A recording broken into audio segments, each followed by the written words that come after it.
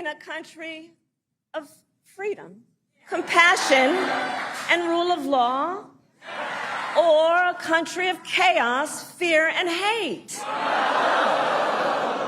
And here's the beauty of this moment.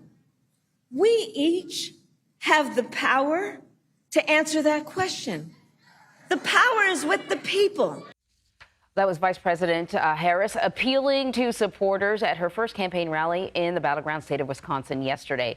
Harris has hit the ground running as a Democratic presidential candidate. So far, she has received the endorsement of nearly all Democratic lawmakers on the Hill, including Senate Majority Leader Chuck Schumer and House Minority Leader Hakeem Jeffries. This as President Biden prepares to deliver his first speech since ending his re-election campaign. He will speak from the Oval Office in a primetime address tonight, laying out his plans for the rest of the term. And our Ed O'Keefe is following all of this from the White House for us. Here to talk about it. So let us begin with the Vice President Harris. As we mentioned, she's hit the ground running. What is on the agenda for her today?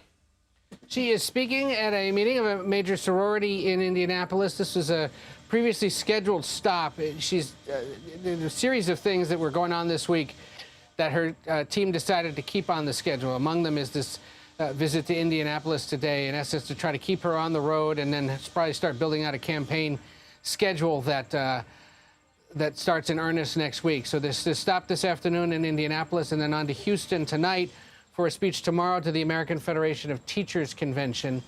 Both of those sort of in the realm of things a vice president would do. And then at some point next week, we expect her to start picking up a more aggressive campaign and fundraising schedule.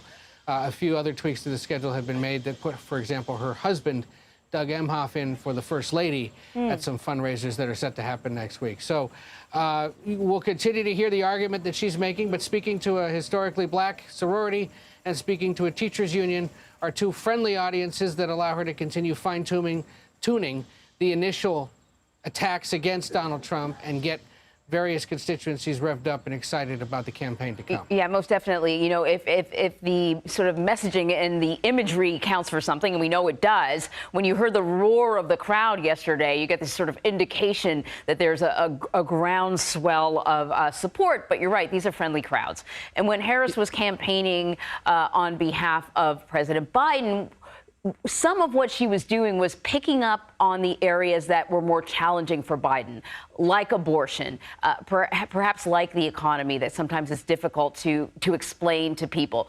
But now she's talking for herself. What did you notice about her remarks yesterday?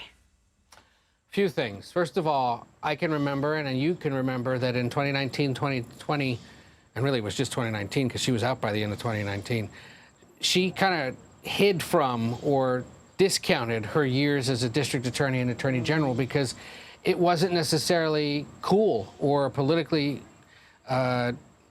advantageous to be associated with law enforcement at that time. Even when she was starting to run for vice president in 2020, they kind of downplayed it. Well, now it's kind of the perfect fit, at least initially now here in the view of her campaign, because they can say, look, he's been in court facing prosecutors. I'm a prosecutor. Now he's going to be facing one out on the campaign trail, too.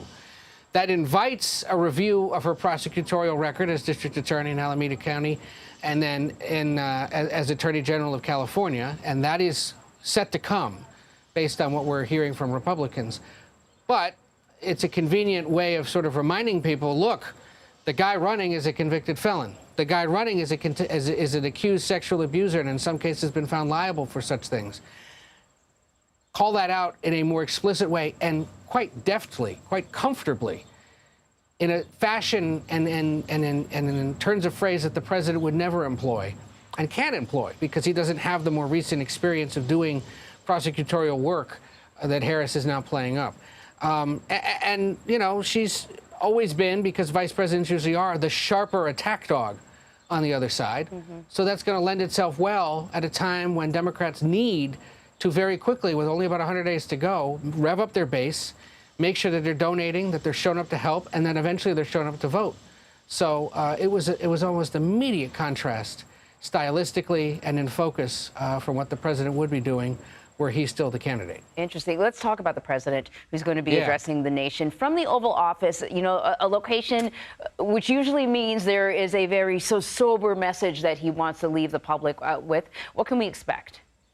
Well, they haven't given us many details, but we are promised, based on the letter he issued on Sunday, a fuller explanation of why he decided to go, but also, knowing this president, probably a sense of what it is exactly he'd like to accomplish in his final months in office. We're probably going to hear a mix of domestic and foreign policy priorities. Remember, he's meeting with the Israeli prime minister, we can now report, tomorrow. They're going to meet together with the families of American hostages who have been pressing this White House to get them back and to end that conflict between Israel and Hamas. There's that. There's the situation with Ukraine. There are other challenges around the world, including the growing threats from China. So I suspect you're going to see a lot of focus by him on those things, plus ensuring and touting the fact that a lot of big legislation that we spent so much time talking about in the early days of the Biden presidency is only now being implemented. There are, you know, ribbon cuttings almost every week on new highways or airport expansions that were paid for with the infrastructure plan, money going out to semiconductor companies to make sure that those kinds of things are developed in this country. All of that likely to be somehow mentioned tonight in what is going to be probably one of the more memorable and consequential moments of the Biden presidency. Most definitely. Ed O'Keefe at the White House. Thank you, Ed. Well, we're going to have special coverage of President Biden's primetime address to the nation. It's starting at 7:30 p.m. Eastern. You can stream his remarks right here on CBS News 24/7.